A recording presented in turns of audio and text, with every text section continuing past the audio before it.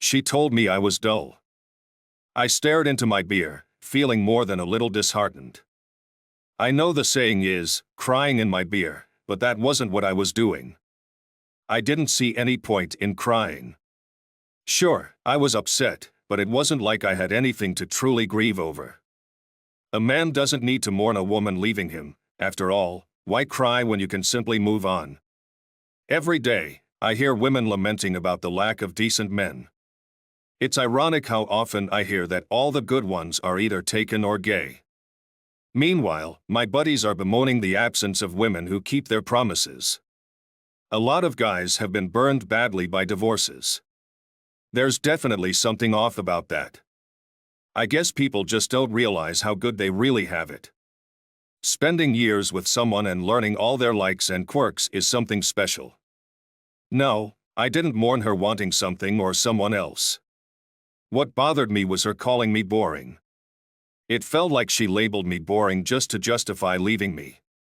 And she didn't quite dumb me yet. She simply said she was going to see other people because I was dull. Back in my younger days, I thrived on adventure.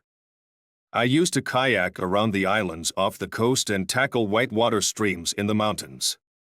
I even paddled all the way to Long Island, 12 miles away, despite everyone saying it was too dangerous. Funny thing is, I did it several times without a hitch. I'd go over, camp on a state park beach, and paddle back the next day. Lisa didn't see that as fitting behavior for a husband and father. She thought I was risking too much when my family depended on me. So, I gave up my adventurous pursuits, backcountry skiing, motorcycling, my Triumph Spitfire, scuba diving, mountain biking, rock climbing, and adapted to what she considered more responsible activities. I stuck to groomed slopes, not too steep, traded my dirt bike and mountain bike for a road bike, and joined a gym with a climbing wall. I even drove a minivan, complete with faux wood grain siding.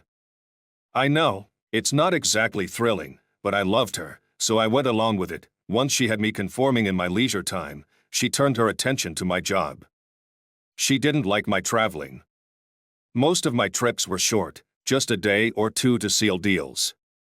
Sometimes, I had to travel to places like London or Hong Kong.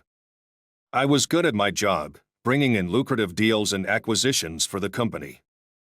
But she hated the international trips, which often lasted a couple of weeks. Despite the nice bonuses they brought and the boost to our financial situation, she hated me being away. When I became a partner, my travel significantly decreased. I could fly to most domestic destinations, close deals, and get home on the red eye. It took me years to cut down on international trips. It was a catch-22, travel a lot and make a lot of money, or cut back on travel and watch someone else climb the corporate ladder. I wasn't about to let anyone surpass me. I played it smart, combining trips to maximize my achievements and be the first in my company to embrace teleconferencing. I even chartered small jets for my teams to make the most of our time on the ground, which cost me some bonus money but was worth it in the end. I climbed the ladder, made Lisa happier, and kept everyone safe. But damn it, I was bored. I sacrificed everything to fit her priorities, and now I'm labeled boring. So, I thought, screw her. Let her go find whatever excitement she's after. Meanwhile, I'm going back to the guy I used to be, the one who enjoyed himself and defied gravity on a muddy motocross slope or took a helicopter to ski fresh powder all day. The guy who climbed that same slope in the summer just to challenge himself. She expected me to stay home and be on call if she got into trouble on her dates. Seriously? After 25 years of marriage and 4 years of dating before that, I thought she was smarter than this. Turns out, she wasn't. I wasn't going to be home waiting for her, either on call or up late. Talk about boring. All bets were off. All vows were off.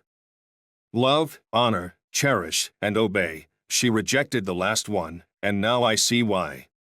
Boring wouldn't have mattered if obey was part of the deal. So, when I got home from work, I changed into jeans and a sports shirt while she was in the shower. I dug out my old boots, riding boots, hiking boots, Western boots, dress boots, whatever, she used to love them. They all went out the window when I turned into safe, boring me. I knew I looked good in those boots. They fit perfectly, and despite gaining some weight over the years, it was all muscle. Those boots looked even better now that I had broader shoulders and a man's chest, with a splash of aftershave and a sharp sport coat. I was definitely not sticking around for her. Her reaction wasn't exactly pleased. "What are you doing tonight?" she asked. "Nothing," I replied. "Dressed like that?" she probed. "Who says boring can't have style?" I was out the door before she could respond, heading straight into my weekend. The minivan roared to life, or rather, it sputtered and groaned into action. To be fair, it did manage to lurch up the driveway and head toward town before Lisa could even get dressed. I couldn't help but smirk as I saw her in the doorway, still in her robe. It wasn't long before my cell phone rang, but I let it go to voicemail. I'd prepared a special message just for this. "Hi, this is Jack. I'm unable to take your call right now because I'm either busy driving or being boring. If you're looking for excitement, call my wife Lisa at 555-4269. She'll be more than happy to discuss me.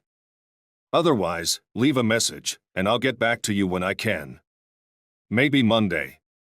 Ciao. First thing on my agenda was to ditch that old minivan. I was done with the faux wood siding. I needed something rugged yet classy, maybe even something with real wood siding like an old Willis wagon. It would look fantastic with a surfboard on top, wouldn't it? I couldn't find exactly what I wanted, but I did get a rugged vehicle and a classy one. The Mercedes dealer was more than happy to set me up with a sleek convertible. Nothing says sophistication like a Mercedes convertible and knowing how to say "very elegant" in French. I know, I might have missed the accents, but I couldn't care less. I was no longer boring, and looking up accents would be, wait for it, boring. The dealer also had a massive Jeep in his used car lot, equipped with aggressive lifters, chunky tires, bright fog lights, and an impressive train horn, among other aftermarket upgrades. I drove off in the Jeep, with the convertible set to be delivered to my place and parked in the driveway by Sunday morning. "Boring," she said. The old me was never boring. The version she created was a complete drag. That guy was now a thing of the past, repressed while I set out to find my first dose of adrenaline. That I bought a trailer and drove home, not to the home I shared with Lisa, but back to Mom's place. I hadn't seen her in a few months, and it was time for a visit. The 3-hour drive was a blast as I reconnected with driving something with real power under the hood. Mom was thrilled to see me and had my favorite lasagna ready. She didn't ask why I was there alone or why Lisa wasn't with me, but she sensed something was up. She always could read me like a book. The next morning, I went out to the shed and pulled out my old Spitfire. I'd kept it there all these years, with my brother driving it occasionally to keep it in shape. I wasn't as lucky with the dirt bike, but I didn't need to start it to load it onto the trailer. By lunchtime, I had both the bike and the car loaded up, and Mom was smiling from ear to ear. "So, are you going to tell me about it?" she asked. That I grinned. "About what, Mom?" 25 years of living life Lisa's way. You raised 3 kids while driving a minivan and sticking to bunny slopes. Now you show up with a beast of a truck, a sports car, a motorcycle, and wearing those sharp-looking boots. Something's definitely changed. Mom was spot on, as usual. I explained Lisa's recent bout with insanity. "Maybe she's lost her mind," Mom said. "But you should thank her. She set you free." Mom was right, as always. That evening, I turned my phone back on. Lisa and the kids had been trying to reach me all day. I created a group text with the kids and sent out a response of me, "I'm fine. I'm at Grandma's. Your mom and I are having some disagreements, so I decided to come here to think things over. Leo, Dad, Mom is frantic. She says you disappeared and doesn't know why. Me, I'm not going to lie, and I'm not going to explain why. It's not my place to clarify. All I'll say is your mom thinks I'm boring, so I'm doing something about it. She can tell you what she's doing. Ella, Daddy, that's not like Mommy.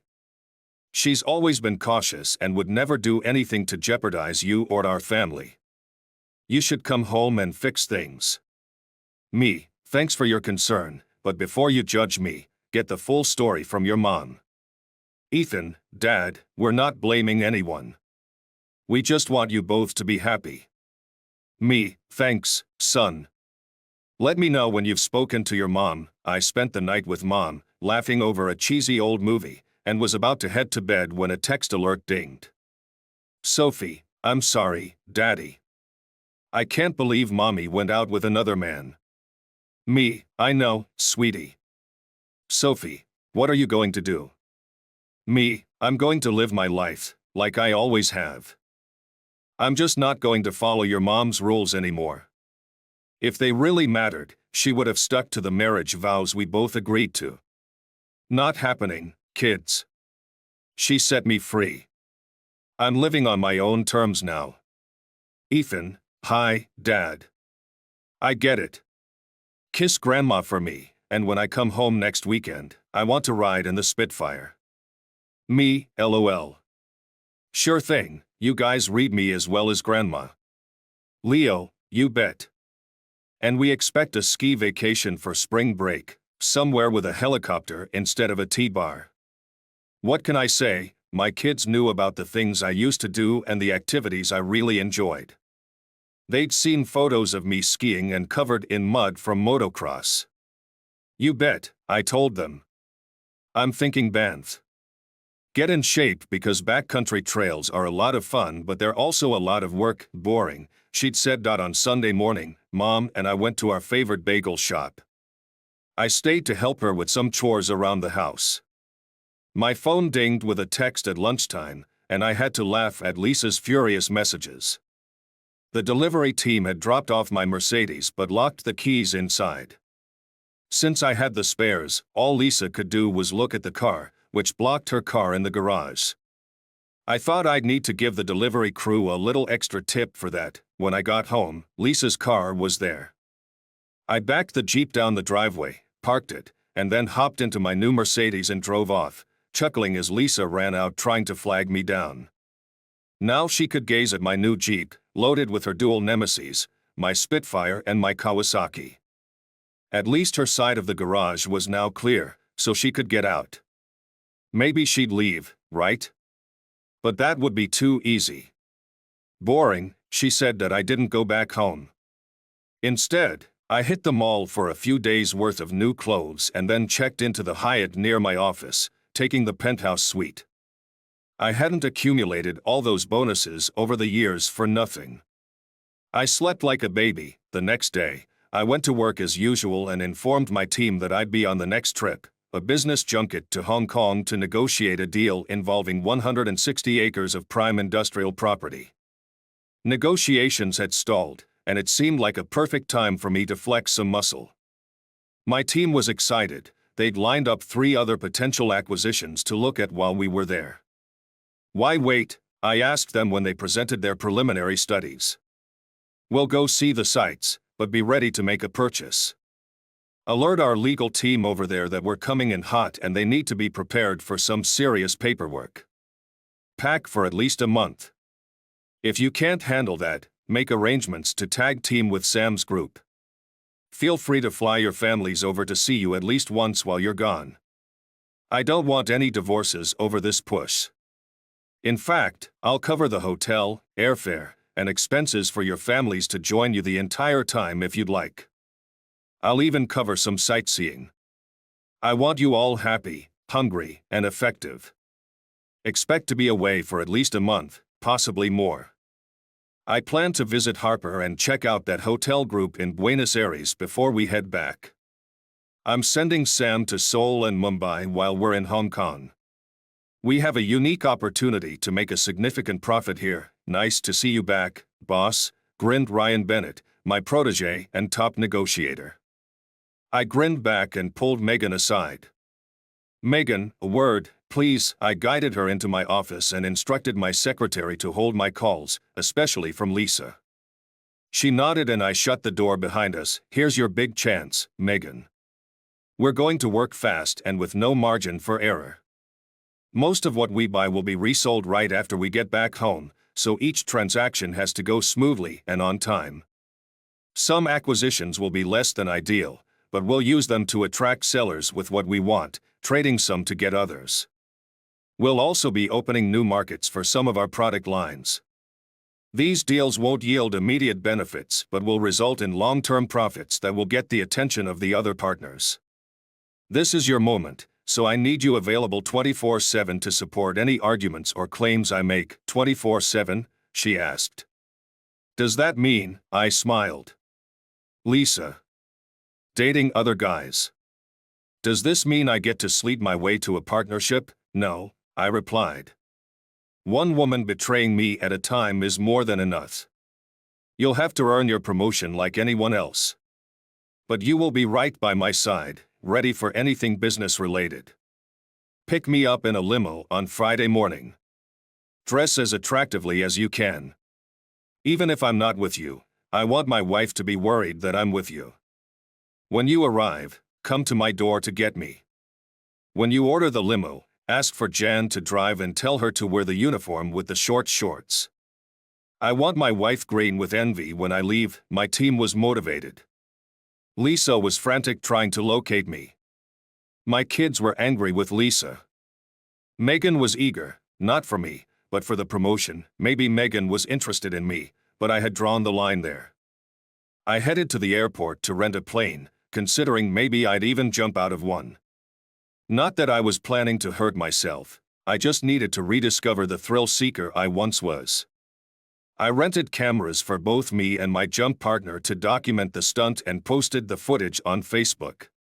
It was exhilarating, and I enjoyed a sound night's sleep afterward. The next day, my phone buzzed incessantly with missed calls and texts. Lisa was fuming, and the kids were excited.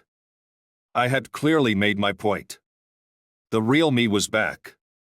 Boring, she'd said. I wasn't keen on seeing Lisa, so I slipped home while she was at work, packed my things, and then flew to Chicago. No urgent reason for the trip, but I had some prospects that might be useful. The few days there proved profitable and kept me out of Lisa's reach until the big trip that I returned very late on Thursday night. The house was dark, and Lisa didn't come home until 2 a.m., completely unaware I was there. Luckily, she was alone. I didn't need to confront her about bringing other men into my home just yet. I'd see her when I was ready. The next morning, I was up early, packed, and ready. I made myself a hearty breakfast of steak and eggs with ZZ Top blasting on the stereo. I was dressed in a pair of sleek gabardine slacks and a stylish sports shirt, garments Lisa hadn't seen before. Perfectly comfortable for the 18-hour trek to Asia, and I pulled it off well. Lisa made her way down the stairs, drawn by the aroma of my coffee. I make great coffee, hers, not so much. Oh my God, Jack, you're home. Honey, why didn't you answer my calls? I've been worried sick. Yeah, the kids have mentioned you were worried, I said. No need. I'm fine. Just doing as I please. Oh no, you don't, mister. I expect a better explanation than that. It's a perfect explanation. Last week, you said you were going to do as you pleased, and I couldn't stop you. So, if you're going to do as you please, I'm going to do the same. If this is the new us, I can live with it. I never said you could do whatever you wanted. I said I would, going out with other men, okay. But I didn't want that. So, if you can make a choice that big against my wishes, there's no reason for me to consult you about mine. There certainly is a reason. You have a family to be responsible for. A husband and father shouldn't be racing motorcycles or sports cars. We settled this years ago, we did. But we've grown older, and our situation has changed. Lisa and I gave up a lot for you and the kids. I drove a minivan, skied bunny slopes with the family. I hadn't jumped out of an airplane for years until this week. You said I was boring. That's because I was bored. Now the kids are grown. They have huge college funds and trust funds maturing when they graduate. They have enough to go to grad school and buy a nice house. They'll be fine, no matter what happens to me or you. So, if my chute doesn't open and I die doing something awesome, I'll die with a smile on my face. And me? What about me? You know I have a stake in your future too, Lisa. I hate to break it to you, but no. I don't think I do. What? Hold on, Jack. That's a pretty big leak. We've just started exploring this whole thing and you already think I don't think anything. I know I don't matter to you anymore. If I did, you wouldn't have given me that ultimatum. You think I'm boring. Fine. I've got some fun to have. I sacrificed a lot to be a family man. But the family man wasn't exciting enough to keep his wife from finding comfort elsewhere. Just then, the doorbell rang, and Jean stepped in with Megan right behind her. They brought in 4 of the finest legs you'd ever see. Did I mention how good I looked in gabardine? Even better with a hint of tan. Jean greeted me with a hug and a kiss and started shuttling my 4 suitcases to the limo. Megan handed me a dossier and began updating me on our negotiations. Hong Kong, Harper, Buenos Aires. Lisa's attention was fully captured by the destinations. How long are you going to be gone? Lisa asked. A couple of months, I expect. Plenty of time for you to explore before you're too old. But do me a favor. Don't let them into the house. Lisa launched into a series of pleas that would have made a public TV telethon proud, listing reasons why I should stay and discussing how we needed to address the evolution of our relationship. I cut her off. Honey, wrong tense. Our relationship isn't going. It's gone. And right now, so am I. See you in a few weeks. I didn't hear a word of her protest as we walked to the car, but I did catch her reaction when she saw my Jeep, my Spitfire, and my convertible all parked in front of the garage doors. Each door, including the one her car was behind. Her response was too colorful to repeat here. Hong Kong turned out to be fantastic. Megan was in the suite next to mine, available 24/7 in a strictly professional capacity as we'd agreed. She was sharp with the numbers, and we managed to close all our deals and set up follow-up meetings for future teams. That we had quite a successful run in Australia, securing a preliminary agreement to acquire an entire hotel group. Another team would need to finalize the deal in a month. We scouted additional acquisitions and moved on to Argentina, where we struck a deal with a motivated seller and identified new projects for our radar. Throughout this whirlwind, I remained chaste and true to my marriage vows, hoping against hope to return home to a contrite Lisa. But, honestly, Lisa had gone a bit off the rails, yet I still had feelings for the crazy woman. I wasn't ready to throw her away, so I took her ultimatum as an open marriage declaration. We could stay married but see others. No problems there. Natalie Brooks, an old college friend who had become a professional buyer for wealthy tourists in Hong Kong, spent a day showing my team around the famous markets. She sent me to a fine tailor, and before our 12 days in Hong Kong were up, I left for Harper with several new custom suits and a night of unrestrained passion with her. It was just what I needed, a woman I trusted, a classy hotel suite in an exotic city, and unabashed lust. I felt a twinge of guilt for about 10 minutes, which is how long it took to remember that Lisa had written the rulebook I was now following. Boring, she said. I realized I hadn't been boring, I'd just been bored. Natalie was far from boring, and from the way her body quivered when she climaxed, I knew she wasn't bored with me. In Harper, we hired a tour guide named Harper. I enjoyed exploring the beautiful city during the day and spending my nights with the willowy brown-haired beauty. I'm not being redundant when I say I enjoyed Harper, and Harper, Rio was another lucrative business environment. We didn't fare quite as well as in Asia or Australia, but we justified another month abroad. I met a hot Latin divorcee who taught me a thing or two about tango, both upright and horizontally in bed. As we wrapped up our deals, I sent my team back home one by one on first-class commercial flights. I took a leased jet a couple of days later, where the flight attendants introduced me to the Mile High Club and the etiquette of a threesome. It was a fantastic trip, but I wasn't finished yet. Before heading home, I went skiing in Canada. I met my kids at Banff before Christmas.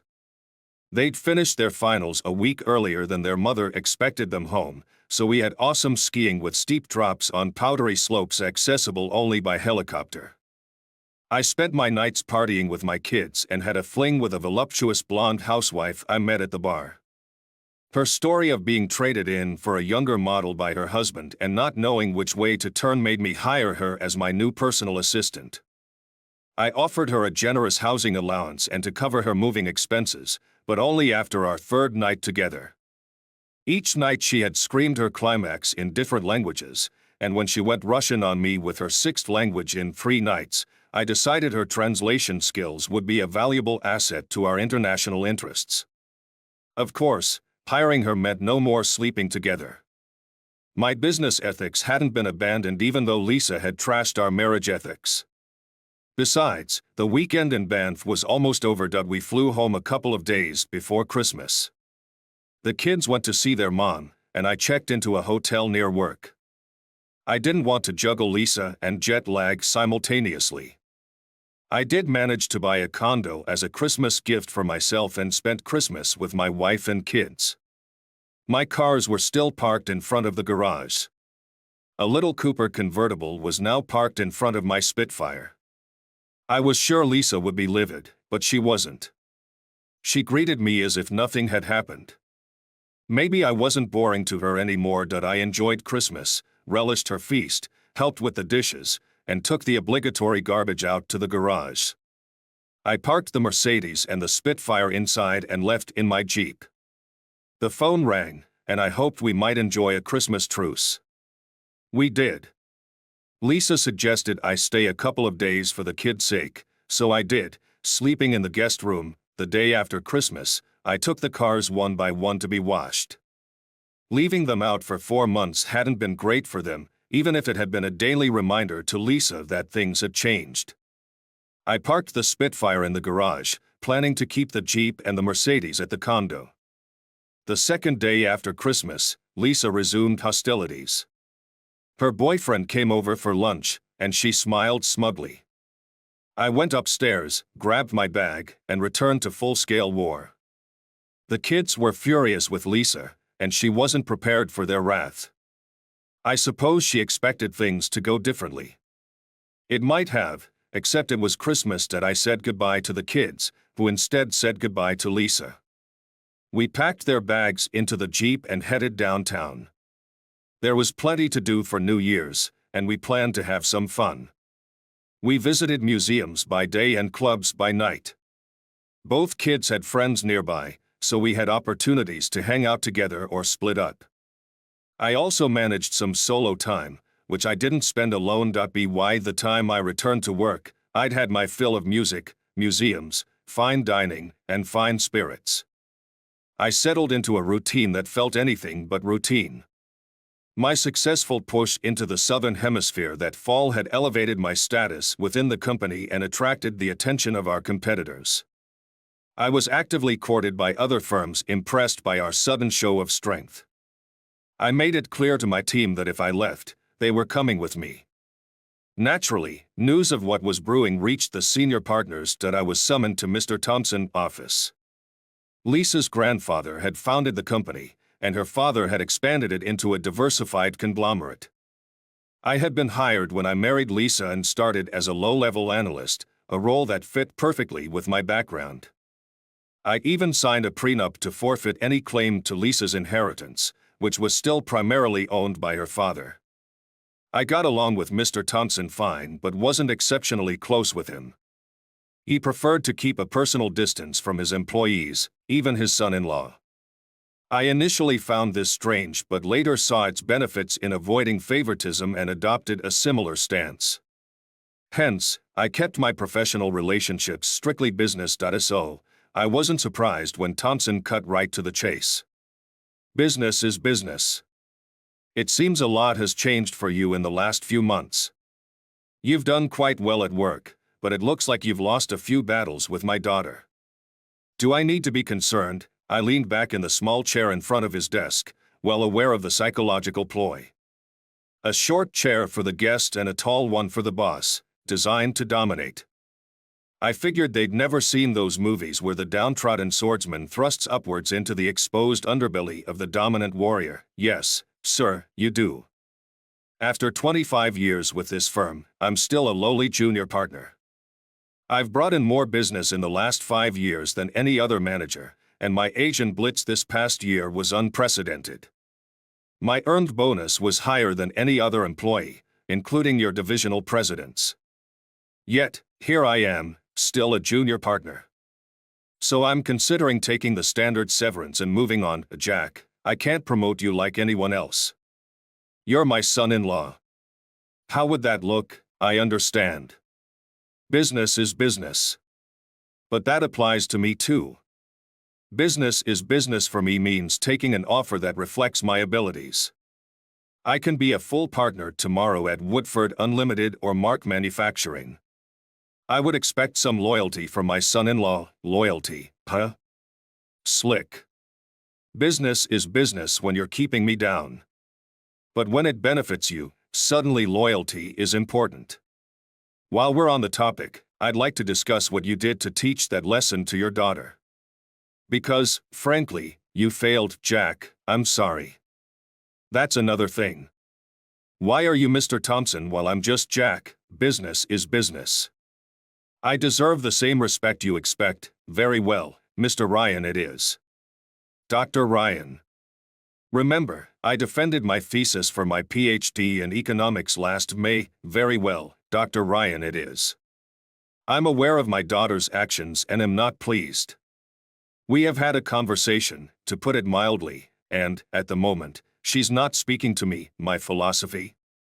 It's completely out of sync with the world.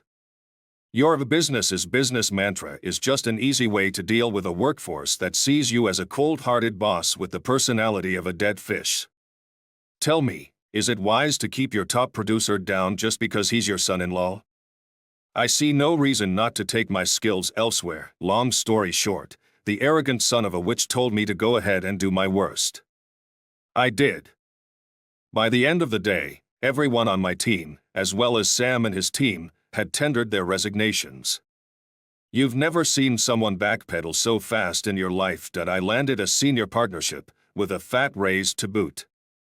My team got bumps in their pay too, and they even carved out a whole mergers and acquisitions division just for us. With my career and finances locked in, I turned my attention to living life on my own terms. I hit the wildest trails on my bike, tearing through dirt tracks and even diving into motocross. I wasn't just riding for fun, I was pushing limits, going downhill on my mountain bike, getting dirty, and loving every minute of it. There was something satisfying about being covered in mud, exhausted, and still catching the eye of a couple of biker chicks who thought I looked damn good that way. One of them, a Harley girl with an attitude, liked the way I handled the motocross track. She said I was impressive on the jumps for an old guy, then threw out a challenge, telling me to call her when I had something bigger than my dirt bike between my legs. I laughed and told her that what's between my legs needed more than just wheels to handle. As I loaded my bike onto the rig behind my beast of a Jeep, she loaded her Harley next to my Kawasaki.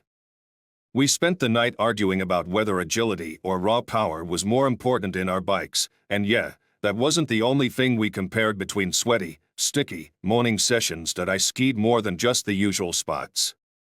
I tackled Tuckerman's, and when the summer sun closed down that legendary slope on Mount Washington, I chased adrenaline across the glaciers of the Pyrenees. It's a trip seeing half-naked women sunbathing next to a snowy slope, but it's even better when they shed the rest of their clothes in your hotel room later. I got so into skydiving that I logged enough tandem jumps to go solo. So, of course, I did. The same instructor put in enough hours with me in a sailplane to earn my solo there too. She was thrilled to have a student knock out both solos in the same month, so we celebrated by jumping together, naked, and getting busy on the deserted beach where we landed. We tried to figure out a way to do it in the sailplane, but the seats were in the way, so we just jumped back to the beach for a repeat performance. It was hot the first time, so why not an encore? I posted all of this on Facebook, and my page blew up with comments from friends and family, especially the kids, who were just as done with their mom as I was. I wasn't speaking to her at all. She tried to pin me down, but you can't hit a moving target, especially one who's anything but boring. Boring me?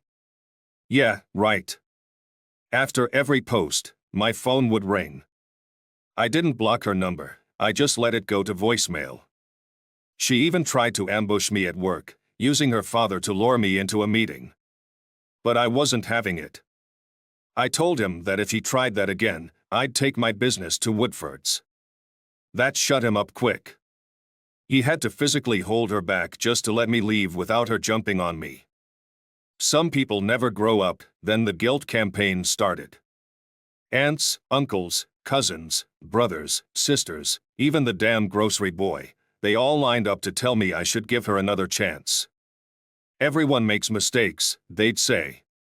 So I flipped the script. I told the women to strip down right then and there, spread their legs, and get ready for me to rock their world. If screwing up like that was so easy and forgivable, why not start with them? I told the men to offer up their wives, girlfriends, or daughters, and let me show them what a mistake looked like. They were shocked but got the message.